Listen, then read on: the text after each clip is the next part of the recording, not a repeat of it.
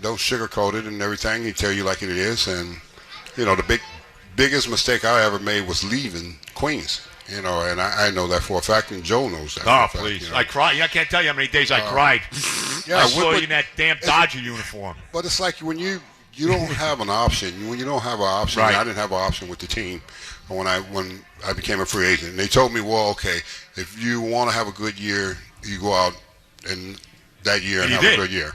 And I did. Yeah. And then they said, go test the water, and I did. I think he went 37, 104 that year.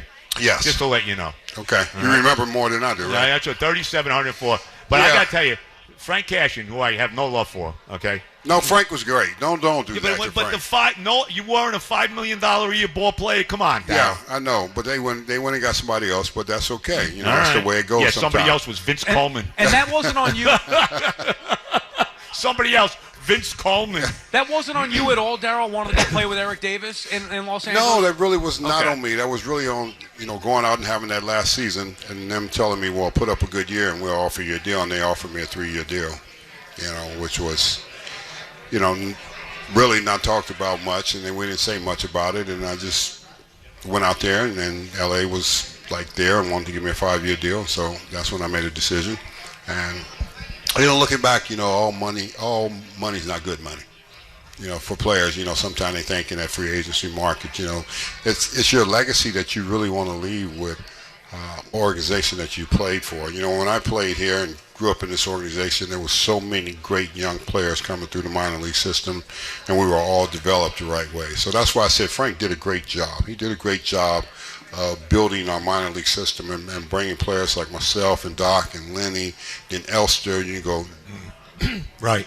You can go on and on about so many different players. Kevin Mitchell came out of the organization. So many guys. The Hernandez trade. The Hernandez Ron trade. Darling. Yeah. Hernandez and Darling. And then we got Carter. When we got Carter, that's when we realized that we were going to be a team to beat. You got to remember, you had to win the division back then. There was no wild cards. Right. Had it been wild cards, because we lost in lost in '85 to the Cardinals. We won 98 games, and we ended up second and had to go home. And there was a bitter taste in our mouth after that last series in St. Louis. And we sat in that locker room after losing to them, and we realized going into '86 that we was never going to let anybody beat us like that again. We just wasn't going to have that feeling inside where we were just going to let a team that we knew we should beat us like that. And we came into '86, and we had that first meeting in '86 in spring training, and Davey said we're going to win it all. I remember that, right. We just kind of all looked around and thought to ourselves, yeah, well, that's right, we're going to win it all this year. And we got off to 2-3, 2-4, and the media was saying, yeah, they're going to win it all. And we went on the road, and we took off, and it was over. For me, Darryl, Joe B and Sal live here at Amazin Day talking with Darryl Strawberry as a young kid at the time, 7 years old in '86. I feel great coming to this ballpark, looking up, seeing 16 and 18 up there forever now. How does it make you feel? Darryl Strawberry, you come in at Citifield and you see your number 18 immortalized forever. Well, I think it makes you appreciate the fact what you accomplished here. And this is a very difficult place to play. But you cannot let the outside noise get to you. And I think that's what players miss about playing here. I always tell players, be careful what you ask for, because you just might get it when you ask about playing in New York, because the fans are going to let you know. They're going to let you have it when you don't play well, and they're going to be all on top of you. They're going to be there early, and they ain't going to never leave the ballpark. And that's the difference of playing here. And when you see that, and you realize that you were a big part of what was special in those years. Those years coming to the ballpark at Shea Stadium was unbelievable. It was unbelievable to play in front of the fans like we had. Had it not been for our fans, we wouldn't have been as good as players had it not been for our fans. And that's what makes the players. And I think players have to realize that when you play in a place like this, the expectations are going to be high. Can you live up to those expectations? And I think we did. I think most people in this young generation have no idea how good me and Doc was. And I was 24 when we won in '86. Most people have never seen how good Doc was when he was like 20, when he won the Cy Young. You guys were kids. I used to think it was so boring to go out there and play, because he never let nobody get no hits. He just never gave you an action. It was just unbelievable, to see a kid that good, that has that kind of poise and that kind of command, where he can pitch against major league hitters. I remember guys would come to the ballpark and take BP real solid players, and that were in the lineup, and they knew Doc was pitching, and it was like, oh, my neck hurt or my back hurt, and they get out of that lineup because they didn't want those 4 punch outs, 3 punch outs that he was going to give you that night. And you remember the little crowd and then the guy up there with the K corners. Oh man, it was just like exciting, man. The ballpark was just exciting to be in and come to them, and just the team all around. Our team, the guys had a lot of guts. Guys cared.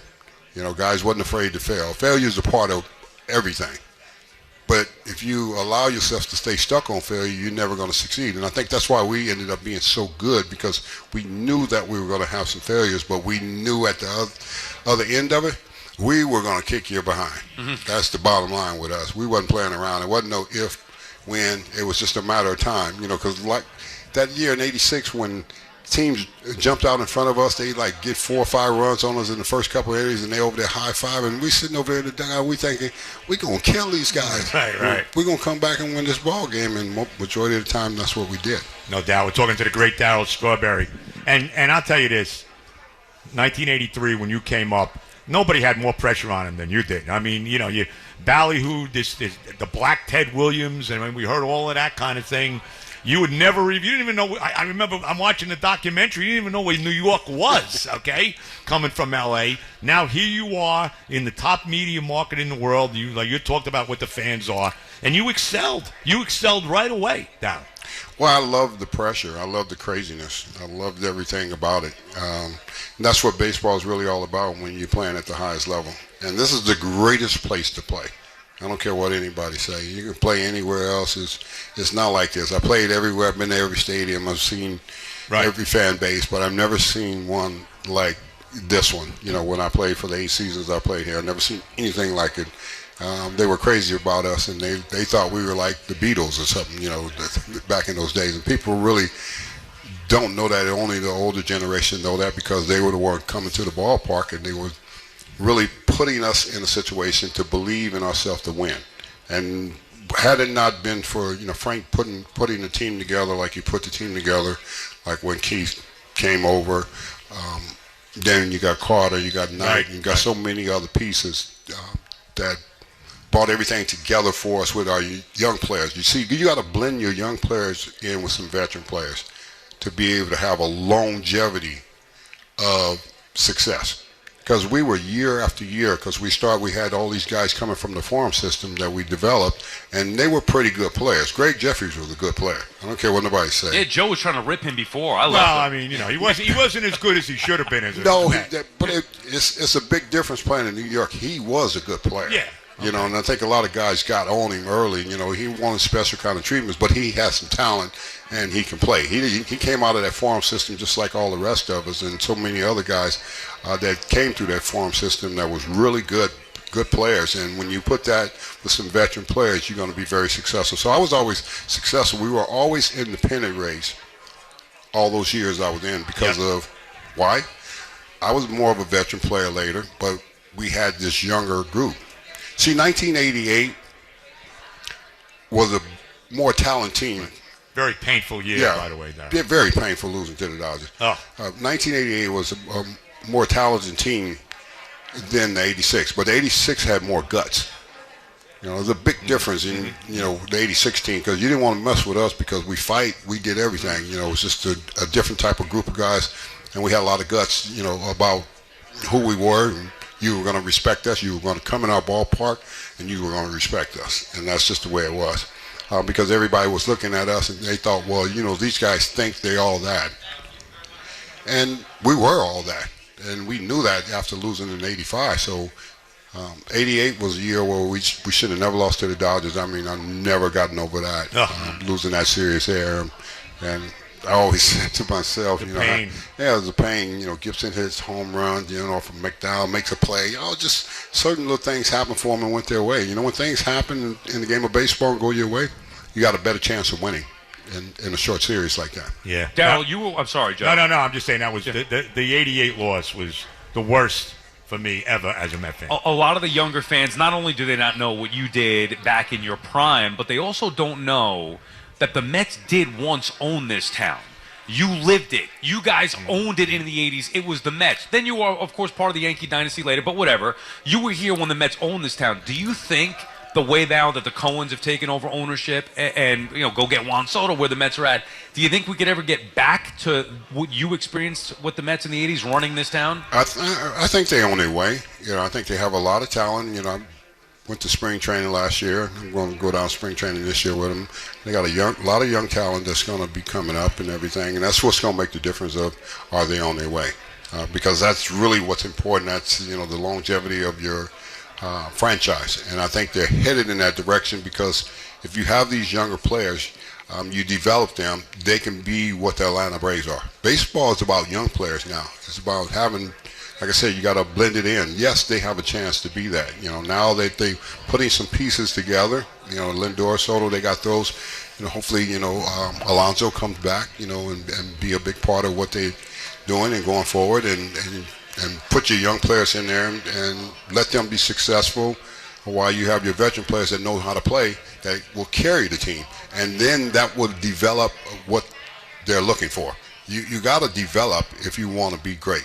In baseball, that's why the Atlanta Braves are so good, because they develop. They got young players, and they develop their young players. They put them all in the big leagues, let them learn in the big leagues, and get some hard knocks. But now they become great players because you've been here and you got the experience. Talking to the great Darryl Strawberry, Benigno and Licat live at an amazing day here at Citifield.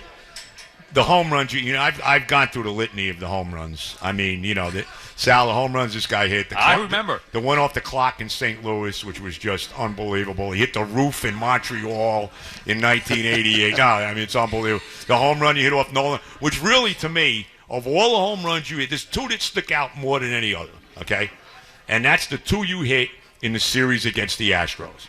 The one off Nepa, when you guys were down, I think you were down 4-1 or whatever it is, you hit that 3-run home run off Nepa, right? And then the one you hit off Ryan, off the auxiliary scoreboard down the right field line in Game 5, when Ryan and Doc were dealing, man. Right. That was like, I mean, it was nobody was touching anybody. And I think we were losing 1-0, and he hits this laser beam freaking home run off the auxiliary scoreboard in right field. There was nothing like the Strawberry home runs. Well, those big home runs in that situation. I was like more of a situation player that loved to thrive in those big situations. I never faded away from those. And I think that's the most important thing. I always looked at it in playoff baseball. You're going to get two good pitches. One of them I got to hit. Nolan was dealing, and there was no way we were going to beat him. He was throwing a one-run shutout. And I think Marty Noble came over to me after the game, and he said, I went to Nolan Ryan and said, how did Strawberry hit that home run off you? And he said, well, his talent beat my talent. That's what Nolan, Marty Noble told me that Nolan said to him. So I beat him in that situation. That was a situation where I kept that ball fair. We tied that game up. We go on to win that game. Nepper, threw me a pitch. Kept telling me keep my shoulder in. Yep. Don't fade off of it, and I hit a big 3-run homer, and we tie that, and we go on to win that ball game. So playoff baseball is just those moments. You can't pressure yourself. You got to remember, you're still a baseball player. They may beat you this time, that time, but you may come up in a crucial situation, and you may be able to get that one pitch and get that one big hit that can change the game for your team. And that's what I was able to do in those situations with them, against especially a guy like Nolan, because he had probably like 10, 12 punch-outs, I think, that game. Him and Doc was dealing that game. They were dealing, man. Is there one that you look back on, Game 7, obviously World Series, is there one that you look back on that, and you've had a lot of them to Joe's point, even with the Yankees, is there one moment that you had on the field that sticks with you in retirement? I just think all the moments. I think the greatest moment was being a player and watching baseball your whole life, and then being able to be in a situation where we came in 1986 to clinch, and I think we went down to Philly and we lost 3. Yeah. Then we went to St. Louis and we lost 3. Yeah. You had like a 20-something game lead in the division. Yeah, we had a 20-game lead in the division. We wasn't worried about it, but then we came back home. Right. And we played at home, and we won the game at home, the dark pitch. And the fans got an opportunity to celebrate with us. They got opportunity to run on the field and be able to enjoy that moment. And that's something that was very special, because I had always saw that in baseball, watching on television. They don't allow you to run on the field anymore. But the fans came on and they just literally just tore up the field, which was great because they deserved it. And it was a special moment to be able to clinch at home and knowing that we had done something great for our fans, because our fans were great. They were there for us, throughout that 83 when I came up, and 84 and 85, and they were there, and then in 86 we finally get over the hump. But you know what a lot of people don't give credit to? They don't give a lot of credit to Davy Johnson, our manager. Mm-hmm. Davy Johnson stabilized that team. Those teams were his team, and he was a great manager for us. He was the perfect manager for us. You saw him recently, right? I did. I went down to see him. He had some health. He's having some health issues. You went down to see him. He's having some health issues. He's getting older. He's 82 years old. People are saying what's wrong. Well, something's going to happen to all of us. I just had a massive heart attack. Almost a year ago. So things are going to happen, and you realize that. But you see. You go see people that you love and you care for and you remember and you thank them. And just like coming here today, I saw Bobby Valentine. I had to thank him because he was my third base coach when I was a rookie in 83. Most people don't even know that. And that's where my high five began, with Bobby Valentine, when I was coming around hitting home runs. And I was just telling him thank you for all that he had done for me to help me get to be the player. Because see, it takes the coaches and everybody else to help you to become the player that you need to become. And I had a lot of good ones, and like Bobby and Buddy Harrelson, and just so many people like Jim Fry. Had it not been for these people, I would have never became the player that I became. Now, you weren't too happy with Davey when he took you out of Game 7 of the World Series, and then, or actually Game 6. It was actually the Mookie Wilson game. The Game 6, he took you out, right? It looks like it was over. You're out. You weren't happy. Then you hit the home run in Game 7, and you Cadillac it around the bases, and that was kind of the little message to Davey, right? No, Davey was great. Davey was great for us. We all battled. We got into it. That was part of the team. But it wasn't anything personal. Right. I think a lot of times people think they take things personal when it goes with you and the manager or you and another player. Like when me and Keith got into a fight in spring training, it wasn't anything personal. The next day we were hugging and kissing, making up. It's just part of being together, and knowing what you have. And that was the difference in us, regardless of what people say and the outsiders will say.